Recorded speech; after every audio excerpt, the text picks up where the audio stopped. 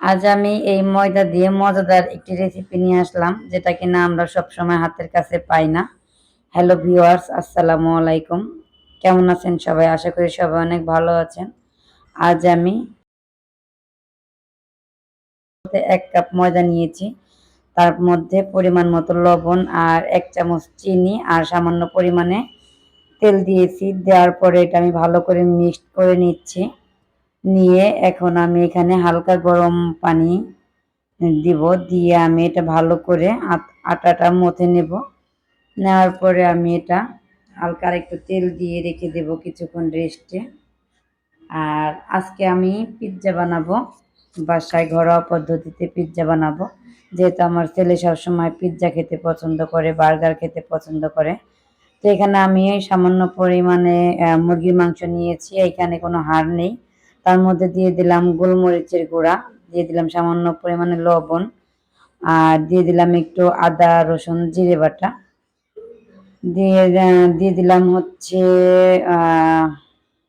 মরিচের গুঁড়া। আপনারা এটা স্কিপ করতে পারেন, চাইলে দিতে পারেন বা না চাইলে নাই।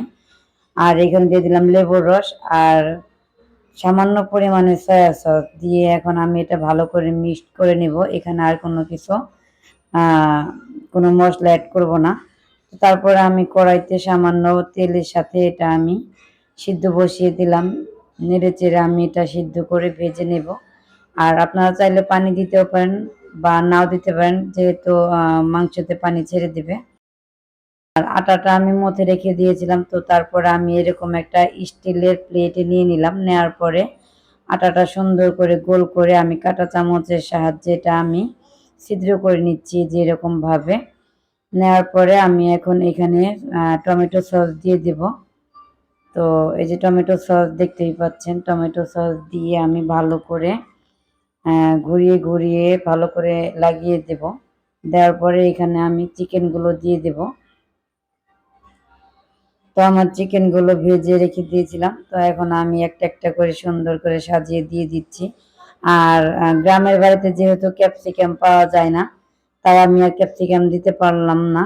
তো এখানে আমি ক্যাপসিকামের পরিবর্তে সুন্দর দেখার জন্য ২টা কাঁচামরিচ কেটে আমি ফালা ফালা করে এভাবে সুন্দর করে দিয়ে দিচ্ছি, যাতে করে সুন্দর দেখা যায় আর কি। তারপরে দিয়ে দিলাম টমেটো। তো এখন দিয়ে দেব পেঁয়াজ। আর আমি পেঁয়াজ এরকম করে বড় বড় করে কেটে নিয়েছিলাম। নেওয়ার পরে আমি এখন এখানে দিয়ে দেব চিজ। তো দেখতেই পাচ্ছেন আমার পিৎজাটা কেমন দেখাচ্ছে। খেতেও কিন্তু দারুণ স্বাদ হয়েছিল। আমার কাছে কিন্তু ভালো লেগেছে। ঘরোয়া পদ্ধতিতে এর চেয়ে আর মজাদার হয় না। তো আমি এখন এটা চুলায় কড়াই বসিয়ে দিয়ে সেখানে আমি বানিয়ে নেব। যেহেতু আমার ওভেন নেই, তাই আমি এটা চুলায় বানাবো। তো আমি চুলায় একটা কড়াই বসিয়ে দিয়েছি। কড়াইয়ের মধ্যে এরকম একটা চুলার কি বলে এটাকে, এরকম একটা কিছু দিয়ে আমি উঁচা করে নিলাম। তারপরে আমি এখানে পিৎজাটা বসিয়ে কিছুক্ষণ আমি এখন চুলায় মিডিয়াম আঁচে জাল করে নেব।